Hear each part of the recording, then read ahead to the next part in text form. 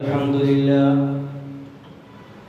نحمده ونستعينه ونؤمن به ونتوكل عليه ونعوذ بالله من شرور أنفسنا ومن سيئات أعمالنا من يهده الله فلا مضل له ومن يضلله فلا هادي له أشهد أن لا إله إلا الله وحده لا شريك له وأشهد أن محمدًا عبده ورسوله أرسله بالهدى ودين الحق ليظهره على الدين كله وكفى بالله شهيدا اللهم صل على محمد وعلى آل محمد كما صليت على إبراهيم وعلى آل إبراهيم إنك حميد مجيد اللهم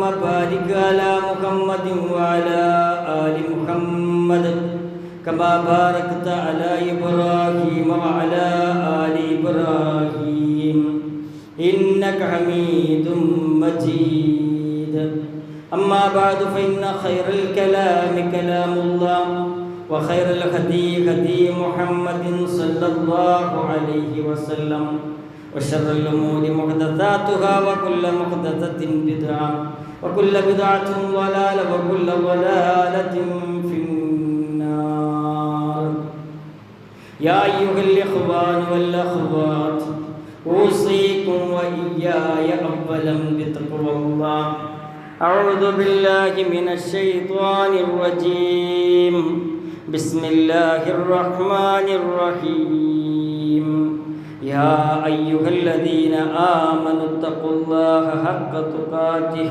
ولا تموتن إلا وأنتم مسلمون ഏറ്റവും സ്നേഹം നിറഞ്ഞ സത്യവിശ്വാസിനികളെ സഹോദരീ സഹോദരന്മാരെ, അള്ളാഹുവിൻ്റെ വിധിവിലക്കുകൾ ജീവിതത്തിൻ്റെ എല്ലാ മേഖലകളിലും സൂക്ഷ്മതയോടെ പാലിച്ചുകൊണ്ട് ജീവിക്കാൻ എന്നെയും നിങ്ങളെയും ഞാൻ വസിയത്ത് ചെയ്യുന്നു, ഓർമ്മിപ്പിക്കുന്നു. മനുഷ്യ ജീവിതത്തിന് അള്ളാഹു നിശ്ചയിച്ച ഏറ്റവും പവിത്രമായ ഒരു കരാറാണ് വിവാഹം എന്നത്. അത് കേവലം ഒരു ആചാരമോ ഭൗതികമായ ഒരു കാര്യമോ അല്ല, മറിച്ച് അള്ളാഹുവിൻ്റെ ഏറ്റവും വലിയ ദൃഷ്ടാന്തങ്ങളിലൊന്നാണ് ഒരാണും പെണ്ണും കൂടിച്ചേർന്ന് ഇണകളായി ജീവിക്കുക എന്നത്. വിശുദ്ധ ഖുർആനിലൂടെ അള്ളാഹു നമ്മളെ അത് ഓർമ്മപ്പെടുത്തുന്നുണ്ട്. ومن آياته أن خلق لكم من أنفسكم أزواجا لتسكنوا إليها وجعل بينكم مودة ورحمة إن في ذلك لآيات لقوم يتفكرون. നിങ്ങൾ സമാധാനപൂർവ്വം ഒത്തുചേരേണ്ടതിനായി നിങ്ങളിൽ നിന്ന് തന്നെ നിങ്ങൾക്ക് ഇണകളെ സൃഷ്ടിക്കുകയും ചെയ്തു. നിങ്ങൾക്കിടയിൽ സ്നേഹവും കാരുണ്യവും ഉണ്ടാക്കുകയും ചെയ്തതും അവൻ്റെ ദൃഷ്ടാന്തങ്ങളിൽപ്പെട്ടതത്രേ. തീർച്ചയായും അതിൽ ചിന്തിക്കുന്ന ജനങ്ങൾക്ക് ദൃഷ്ടാന്തമുണ്ട്. ഇത് മനസ്സിലാക്കണം. നമ്മൾ ഭർത്താവ് മനസ്സിലാക്കണം, ഭാര്യ മനസ്സിലാക്കണം. ജീവിതത്തിൻ്റെ ലക്ഷ്യമെന്താണ്? പരസ്പരം ഒത്തുചേർന്ന് സമാധാനത്തോടു കൂടി ജീവിക്കാൻ വേണ്ടി. എന്നാൽ ഇന്ന് പല വീടുകളിലും അങ്ങനെയാണോ നടക്കുന്നത് എന്നാലോചിക്കണം. അല്ലാഹുവിൻ്റെ ദൃഷ്ടാന്തങ്ങളിൽപ്പെട്ടതാണ് വിവാഹം. ജഅല ലക്കും മിൻ അൻഫുസിക്കും അസ്വാജ, നിങ്ങൾക്ക് വേണ്ടി നിങ്ങളുടെ വർഗത്തിൽ നിന്ന് തന്നെ അവൻ ഇണകളെ ഉണ്ടാക്കുകയും ചെയ്തിരിക്കുന്നു. ഇതിൻ്റെ വ്യാഖ്യാനത്തിൽ മഹാനായ ഇമാം തഫ്സീർ സഅദി രേഖപ്പെടുത്തുന്നു, നിങ്ങൾ അവളിൽ സമാധാനം കണ്ടെത്താനും നിങ്ങളിൽ നിന്നും സന്താനങ്ങൾ ഉണ്ടാകാനും വിവിധങ്ങളായ പ്രയോജനങ്ങൾ നിങ്ങൾക്ക് ലഭിക്കുവാനും വേണ്ടിയാണ് അള്ളാഹു ഇപ്രകാരം ഇണകളാക്കി വിവാഹം ചെയ്യാൻ നിശ്ചയിച്ചത് എന്ന് സഅദിയുടെ തഫ്സീറിൽ പറയുന്നുണ്ട്. ജീവിതത്തിൽ കണ്ണുകളെയും ഗുഹ്യാവയവങ്ങളെയും സംരക്ഷിക്കാനും പവിത്രമായി കാത്തുസൂക്ഷിക്കാനും വിവാഹത്തിലൂടെ മാത്രമേ ഒരാൾക്ക് സാധിക്കുകയുള്ളൂ. അന്നിക്കാഹു മിൻ സുന്നതി ഫമൻ ലൻ യഅമൽ ബിസുന്നതി ഫലൈസ മിന്നി. പ്രവാചകൻ സല്ലല്ലാഹു അലൈഹി വസല്ലം പറയുകയാണ്, വിവാഹം എൻ്റെ സുന്നത്തിൽപ്പെട്ടതാണ്. എൻ്റെ സുന്നത്തനുസരിച്ച് ആര് പ്രവർത്തിക്കുന്നില്ലയോ അവൻ എന്നിൽപ്പെട്ടവനല്ല. വിവാഹം കഴിക്കാത്തവൻ അള്ളാഹുവിൻ്റെ റസൂൽ സല്ലല്ലാഹു അലൈഹി വസല്ലമയുടെ ഉമ്മത്തിൽപ്പെട്ടവനല്ല എന്ന് പ്രവാചകൻ സല്ലല്ലാഹു അലൈഹി വസല്ലം ഗൗരവത്തോടു കൂടി ഓർമ്മിപ്പിക്കുന്നു. യാ മഅ്ശറ ശബാബ് യുവാക്കളെ എന്ന് വിളിച്ച് പ്രവാചകൻ സല്ലല്ലാഹു അലൈഹി വസല്ലം പറയുന്നുണ്ട്, വിവാഹത്തിൻ്റെ ശാരീരികവും സാമ്പത്തികവുമായി ശേഷിയുള്ള ആളുകൾ ഉടൻ തന്നെ വിവാഹം കഴിക്കണം. കാരണം അത് കണ്ണുകളെ താഴ്ത്തുന്നതും ഗുഹ്യാവയവങ്ങളെ സൂക്ഷിക്കുന്നതുമാണ്. അതിന് സാധിക്കാത്തവർ നോമ്പെടുക്കട്ടെ, അത് അവർക്കൊരു പരിചയമാണ് എന്ന് പ്രവാചകൻ സല്ലല്ലാഹു അലൈഹി വസല്ലം പറയുകയാണ്. വിവാഹം കഴിക്കുന്നതോടെ ഒരാളുടെ ദീൻ അത് പകുതി, അവൻ്റെ ഈമാൻ പകുതി പൂർത്തിയാകുന്നതാണ്. ബാക്കി പകുതി അവൻ അല്ലാഹുവിനെ സൂക്ഷിച്ചു കൊള്ളട്ടെ എന്നും നബി സല്ലല്ലാഹു അലൈഹി വസല്ലം പഠിപ്പിച്ചിട്ടുണ്ട്. അതുകൊണ്ട് തന്നെ ജീവിതത്തിൽ സമാധാനം കിട്ടാൻ ആഗ്രഹിക്കുന്ന ആരെങ്കിലും ഉണ്ടെങ്കിൽ, വിവാഹം കഴിക്കാത്തവരുണ്ടെങ്കിൽ വിവാഹത്തിന് മുന്നോട്ട് വരണമെന്നാണ് പറയാനുള്ളത്. അങ്ങനെ മുന്നോട്ട് വരുമ്പോഴുള്ളൊരു പ്രതിസന്ധി, അവർ വൈവാഹിക ജീവിതം ധാരാളമായി കണ്ടവരാണ്. പെൺകുട്ടികളാണെങ്കിലും ആൺകുട്ടികളാണെങ്കിലും വിവാഹ ജീവിതം ധാരാളമായി കാണുന്നു. ആ വിവാഹ ജീവിതത്തിലൊക്കെ കലാപകലുഷിതമായ വിവാഹ ജീവിതങ്ങളാണ് അവർ ജീവിതത്തിൽ ഭൂരിപക്ഷം കാണുന്നത്. അതുകൊണ്ട് തന്നെ ഒരു വിവാഹം വേണോ വേണ്ടയോ എന്ന് ചിന്തിക്കുന്ന ഒരവസ്ഥയിലാണ് ആളുകൾ മുന്നോട്ട് പോകുന്നത്. ഇന്ന് നമ്മുടെ യുവാക്കൾ വിവാഹാലോചനകൾ നടത്തുമ്പോൾ എന്താണ് മാനദണ്ഡമാക്കുന്നത്? ഭൗതികമായ സൗന്ദര്യം, ഉയർന്ന വിദ്യാഭ്യാസം, വലിയ ജോലി, സാമ്പത്തിക മഹിമ, ഇതൊക്കെയാണ് പലരും അന്വേഷിക്കുന്നത്. ആ വീടെങ്ങനെയുണ്ട്, അവരുടെ കാർ പോർച്ചിൽ ഏത് തരം കാറാണ് ഇരിക്കുന്നത്, എന്തുയർന്ന വിദ്യാഭ്യാസമാണ് ആ കുട്ടിക്ക് ലഭിച്ചിട്ടുള്ളത്, ഏത് ജോലിയിലേക്കാണ് അവൾ എത്തുക, എത്ര വരുമാനമാണ് അവളുടെ കയ്യിൽ നിന്നും കിട്ടുക, എന്ത് മഹിമയാണ് അവരുടെ കുടുംബത്തിനുള്ളത്, ഇതൊക്കെ ആലോചിച്ച് ചിന്തിച്ച് തലപുണ്ണാക്കി അത് വേണ്ട, മറ്റത് വേണ്ട, ഇത് വേണ്ട എന്ന് പറഞ്ഞ് അവസാനം എത്തുന്നത് വലിയ കുഴിയിലേക്കാണെന്ന് മനസ്സിലാക്കാത്ത അവസ്ഥയുണ്ട്.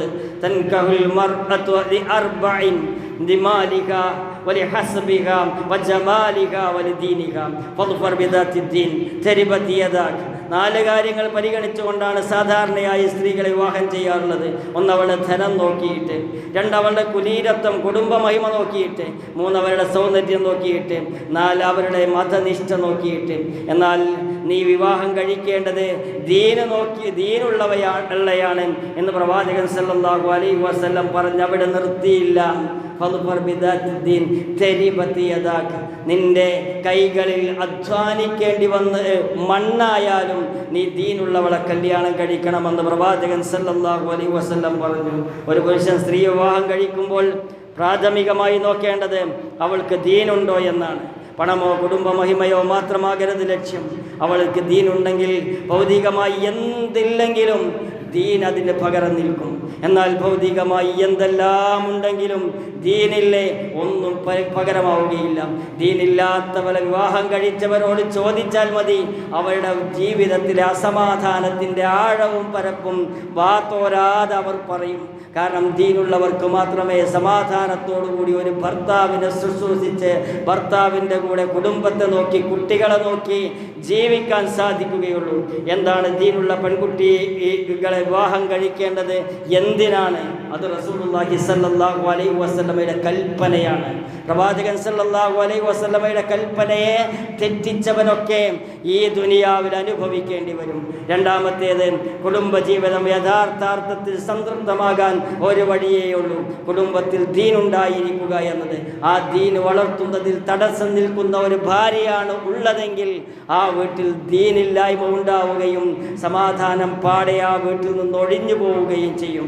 അള്ളാഹുവിൻ്റെ വിധിവിലക്കുകൾ അനുസരിച്ച് ജീവിക്കാൻ ആ ഒരു ദീനുള്ള ഭാര്യ നമുക്ക് തുണയാകുന്നു.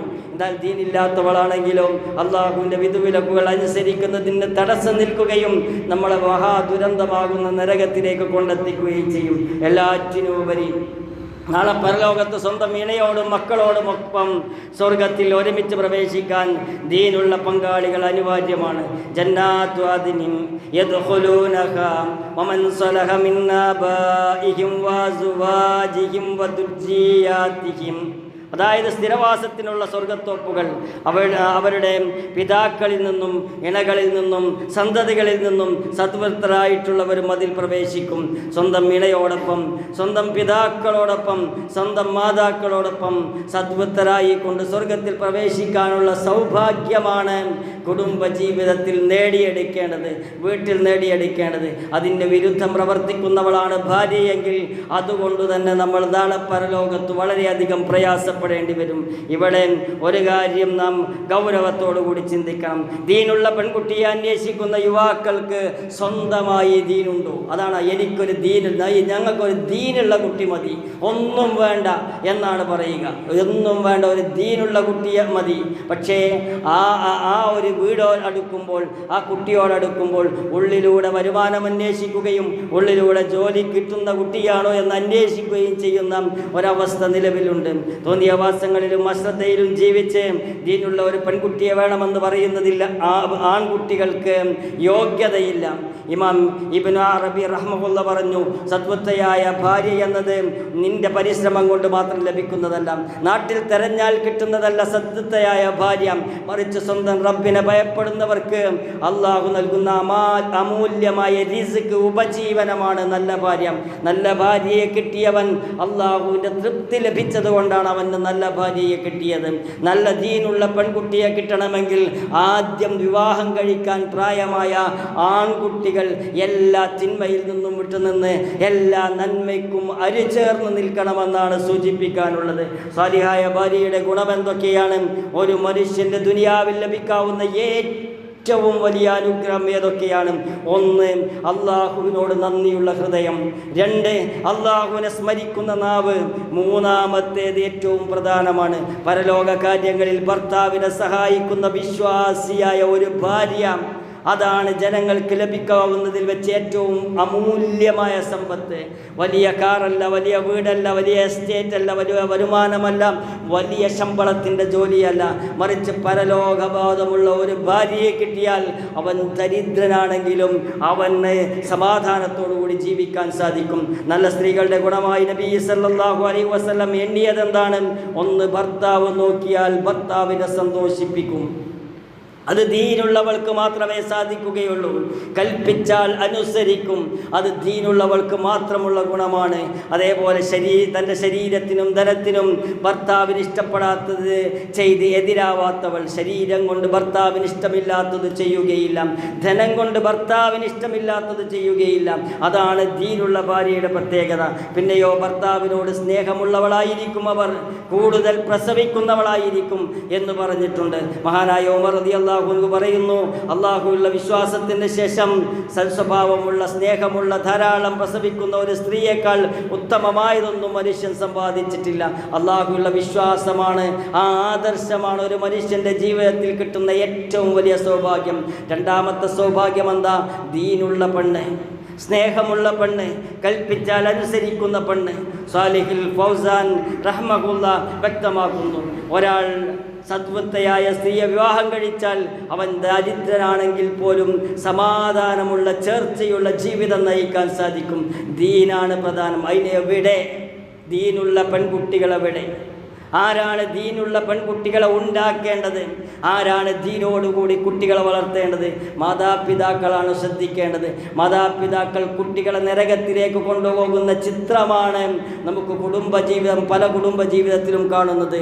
ദീനൊന്നും ഇപ്പോൾ ശ്രദ്ധിക്കേണ്ടതില്ല, ഇങ്ങനെ വളരട്ടെ എന്ന് വിചാരിച്ച് ദീനു ശ്രദ്ധിക്കാതെ മക്കളെ വളർത്തുകയും ദീനില്ല ഒരൊറ്റ പെണ്ണ് പോലും രാജ്യത്തില്ലാത്ത ഒരവസ്ഥയിലേക്കാണ് ഈ തലമുറയെ കൊണ്ടുപോകുന്നത്.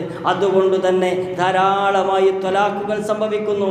ധാരാളമായി 2ഉം 3ഉം കുട്ടികളായതിന് ശേഷവും വീട്ടിലേക്ക് തിരിച്ചു വരുന്ന കുട്ടികളെ തലമുറയിൽ വാർത്തെടുക്കുന്ന ഒരവസ്ഥയാണുള്ളത്. ഒരാൾ മരിച്ചു പോകുമ്പോൾ അയാളുടെ 2 പെൺമക്കളും ത്വലാഖ് കഴിഞ്ഞ് വിവാഹമോചനം കഴിഞ്ഞ വീട്ടിൽ ഇരിക്കുകയാണെങ്കിൽ അയാൾക്ക് മരിച്ചു പോകുമ്പോൾ എന്തു സമാധാനമാണ് ഉണ്ടാവുക?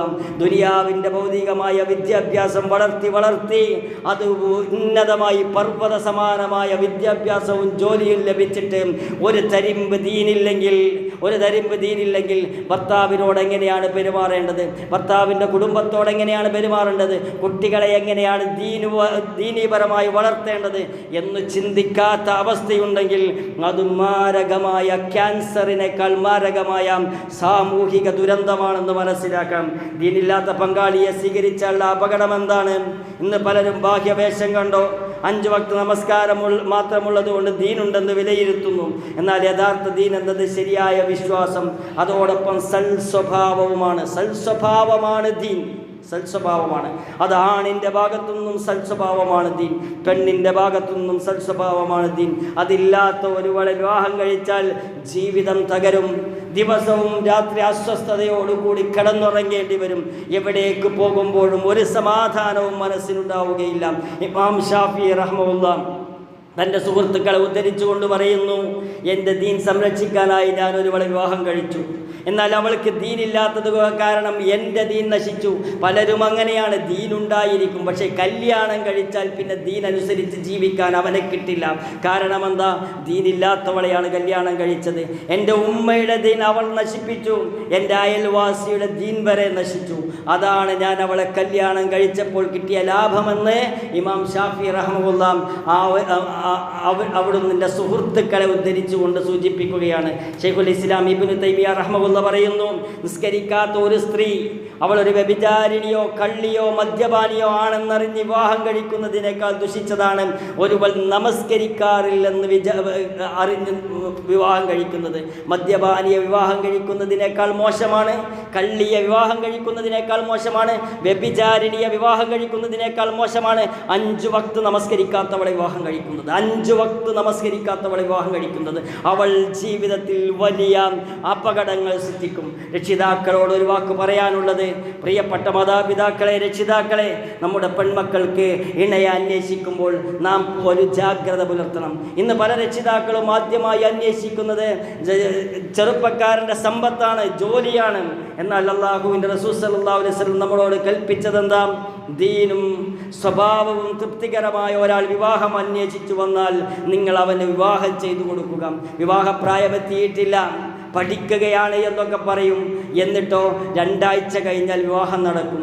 എന്തേ? നല്ല ദീനുള്ള ആൾ അന്വേഷിച്ചപ്പോൾ അവൻ്റെ ബാക്ക്ഗ്രൗണ്ട് ശരിയല്ല, അവനെ കാണാൻ സൗന്ദര്യമില്ല, അവനൊന്നുമില്ല എന്ന് വിചാരിച്ച് അവന് ദീനുണ്ടായിട്ടും കല്യാണം കഴിച്ചു കൊടുക്കാതെ നല്ല പത്രാസോടുകൂടി നല്ല കാറിൽ വന്ന് നല്ല കോട്ട് ധരിച്ച് ഷൂട്ട് ധരിച്ച് വരുന്ന ആൾക്ക് അവൻ്റെ പുറം മോടി കണ്ട് വിവാഹം കഴിച്ചു കൊടുക്കുന്ന ഒരു സിസ്റ്റം നമ്മുടെ നാട്ടിൽ നടക്കുന്നുണ്ട്. നല്ല തഖ്വയുള്ള ആൾ വന്ന് ചോദിച്ചാൽ ഇപ്പം കെട്ടിക്കുന്നില്ല എന്ന് പറയും. 2 ആഴ്ച കഴിഞ്ഞാൽ ഒരു ഓഡിറ്റോറിയത്തിൽ അവരുടെ വിവാഹം കഴിഞ്ഞിരിക്കും. ഇതെങ്ങനെയാണ് വാക്കുമാറുന്നത്? ദീനുള്ളവരെ തിരഞ്ഞെടുക്കുകയല്ല, ദീനില്ലാത്തവരെ തിരഞ്ഞെടുക്കുമ്പോഴാണ് ഇങ്ങനെയുള്ള കാര്യമൊക്കെ സംഭവിക്കുന്നത്. ചെറുപ്പക്കാരൻ ദരിദ്രനാണെന്ന് കരുതി ദീനുള്ളവരെ തള്ളിക്കളയരുത്. അങ്ങനെ തള്ളിക്കളഞ്ഞാൽ എന്തു സംഭവിക്കും? ദരിദ്രനൊരു പ്രത്യേകതയുണ്ട്. അള്ളാഹുവിൻ്റെ ഖുർആനിലൂടെ അള്ളാഹു തആല പറയുന്നു, യകൂനു ഫുഖറാ യുഗ്നിഹുമുല്ലാഹു മിൻ ഫളിഹി. അവൻ ദരിദ്രനാണെങ്കിൽ അള്ളാഹു തൻ്റെ അനുഗ്രഹത്തിൽ നിന്ന് അവർക്ക് ഐശ്വര്യവും സമ്പന്നതയും നൽകുന്നതാണ്. അള്ളാഹുവിൻ്റെ ഐശ്വര്യത്തിൽ നിന്ന് സമ്പന്നത കിട്ടുന്ന യോഗ്യനായ ഒരാളാണ് ദീനുള്ള ദരിദ്രനായ വ്യക്തി എന്ന് ഖുർആൻ പറയുമ്പോൾ ആ സത്യത്തെ നിഷേധിക്കുകയാണ് അവന് കല്യാണം കഴിച്ചു കൊടുക്കാതിരിക്കുമ്പോൾ ചെയ്യുന്നത്. ഭൂമി നിറയെ സമ്പത്തുണ്ടാകുന്നതിനേക്കാൾ അള്ളാഹുവിൻ്റെ അടുക്കൽ ഉത്തമൻ ദീനുള്ള ഒരു ദരിദ്രനായ വിശ്വാസിയാണ് എന്ന് തിരിച്ചറിയണം. മഹാനായ ഹസനുൽ ബസ്രി റഹ്മത്തുള്ളാഹിയോട് ഒരാൾ ചോദിച്ചു, എനിക്കൊരു പെൺകുട്ടിയുണ്ട്, ആർക്കാണ് അവളെ ഞാൻ വിവാഹം ചെയ്തു കൊടുക്കേണ്ടത്? മറുപടി ശ്രദ്ധിച്ചു കേൾക്കണം. അദ്ദേഹം മറുപടി പറഞ്ഞത് എന്താ? അള്ളാഹുവിനെ സൂക്ഷിക്കുന്നയാൾക്ക്, തഖ്വയുള്ളവന് നീ വിവാഹം ചെയ്തു കൊടുക്കുക. അവളെ ഇഷ്ടപ്പെട്ടാൽ അവൾക്ക് എല്ലാ ആദരവും അവന് നൽകും. ഇനി ഇഷ്ടപ്പെട്ടില്ലെങ്കിൽ പോലും അവളോട് അവൻ അക്രമം ചെയ്യുകയില്ല. ഒരു ഭാര്യയെ ഇഷ്ടപ്പെട്ടില്ലെങ്കിൽ പോലും ദീനുള്ളവൻ ഒരിക്കലും ഭാര്യയോട് അക്രമം ചെയ്യുകയില്ല. ഭാര്യയോട് അക്രമം ചെയ്യുന്നവൻ ദീനില്ലാത്തവനാണ്. ഭാര്യയെ അടിക്കുന്നവൻ ദീനില്ലാത്തവനാണ്. പകൽ അവളോട് ചീത്ത പറയുകയും പകൽ അവളെ അടിക്കുകയും രാത്രി അവളോടൊപ്പം ശയിക്കുകയും ചെയ്യുന്നുണ്ടെങ്കിൽ അവൻ പുരുഷന്മാരിൽ മോശപ്പെട്ടവനാണ് എന്ന് റസൂലുള്ളാഹി സ്വല്ലല്ലാഹു അലൈഹി വസല്ലം പറഞ്ഞിട്ടുണ്ട്. മാതാപിതാക്കൾ ഓർക്കുക, ദീനീ നിഷ്ഠയുള്ള യുവാക്കൾ അന്വേഷിക്കുന്നത് ദീനുള്ള പെൺകുട്ടികളെ മാത്രമായിരിക്കണം. അതുകൊണ്ട് സ്വന്തം മക്കളെ അശ്രദ്ധയിൽ വളർത്തിയിട്ട് നല്ലൊരു ദീനുള്ള മരുമകനെ വേണമെന്ന് ആഗ്രഹിക്കുന്നതിൽ കാര്യമില്ല.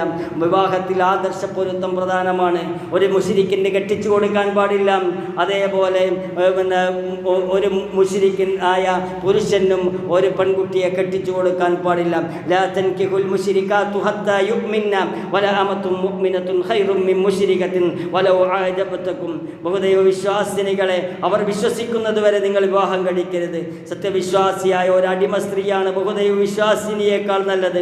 അവൾ നിങ്ങൾ കൗതുകം ജനിപ്പിച്ചാൽ മുശ്രിക്ക് ചെയ്യുന്ന ഒരാളാണ്, ഒരു പെൺകുട്ടിയാണ്, ഒരാൺകുട്ടിയാണെന്നറിയുമ്പോൾ അതൊന്നും പ്രശ്നമില്ല, അത് കല്യാണം കഴിഞ്ഞാൽ മാറിക്കൊള്ളും എന്ന് മുട്ടുന്യായം പറഞ്ഞ് അവൻ്റെ സമ്പത്ത് നോക്കി കല്യാണം കഴിപ്പിക്കുന്ന അവസ്ഥയുണ്ടെങ്കിൽ ഈ കുട്ടിയെ ശിർക്കിലേക്കാണ് പറഞ്ഞയക്കുന്നത്, അല്ലെങ്കിൽ ശിർക്കുള്ളവനെയാണ് ഇങ്ങോട്ട് കൊണ്ടുവരുന്നത് എന്ന് ചിന്തിക്കാൻ നമുക്ക് സാധിക്കണം. സൗന്ദര്യമോ പണമോ കണ്ട് അന്യ ആദർശങ്ങളിലേക്ക് മക്കളെ വിവാഹം കഴിച്ചു കൊടുക്കരുത്. കാരണം അവർ നരകത്തിലേക്കാണ് ക്ഷണിക്കുന്നത്.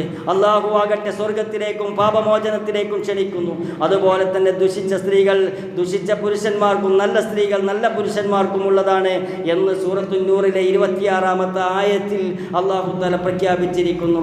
നല്ലൊരു തലമുറയെ വാർത്തെടുക്കാൻ ആഗ്രഹിക്കുന്നവർ ചെയ്യേണ്ട ഒന്നാമത്തെ കാര്യം, ജനിക്കുന്നതിന് മുമ്പ് തന്നെ മക്കൾക്ക് നല്ലൊരു ഉമ്മയെ, ഒരു ഉപ്പയെ തിരഞ്ഞെടുക്കുക എന്നതാണ്. നമ്മുടെ പേരമക്കൾക്ക് നല്ല ഒരു ഉമ്മയെ കിട്ടണം, നല്ല ഒരു ഉപ്പയെ കിട്ടണം എന്ന് ആലോചിക്കാൻ നമുക്ക് സാധിക്കണം.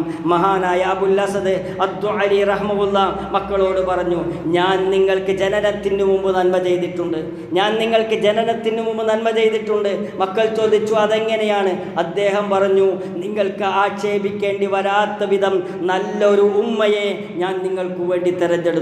അതുകൊണ്ട് നമ്മുടെ മക്കൾക്ക് ഇണകളെ തിരഞ്ഞെടുക്കുമ്പോൾ ഭൗതിക താല്പര്യങ്ങൾക്ക് മുൻഗണന കൊടുക്കാതെ ദീനിന് മുൻഗണന കൊടുത്ത് സൽസ്വഭാവത്തിന് മുൻഗണന കൊടുത്ത് അഡ്ജസ്റ്റ് ചെയ്യാൻ പറ്റുന്ന വിശാല മനസ്സുള്ളവളെ തിരഞ്ഞെടുക്കുക, വിശാല മനസ്സുള്ളവനെ തിരഞ്ഞെടുക്കുക എന്നത് മുഖ്യമായ വിഷയമാണ്.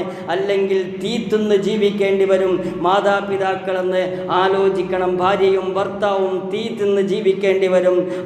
അസ്വസ്ഥതയോടുകൂടി ജീവിക്കേണ്ടി വരുമെന്ന ഒരു തിരിച്ചറിവ് നമുക്കുണ്ടായിരിക്കണം. അല്ലാഹു തആല ഏറ്റവും നല്ല ഇണകളെ സ്വീകരിക്കുന്ന മക്കളാക്കി നമ്മുടെ യുവാക്കളെ മാറ്റിത്തരുമാറാകട്ടെ.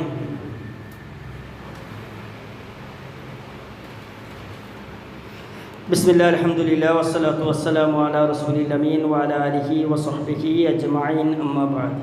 ഒരിക്കൽ കൂടി റബ്ബിനെ സൂക്ഷിച്ചു ജീവിക്കണമെന്ന് എന്നോടും തുടർന്നികളോട് ഉപദേശിക്കുകയാണ്, വസിയത്ത് ചെയ്യുകയാണ്.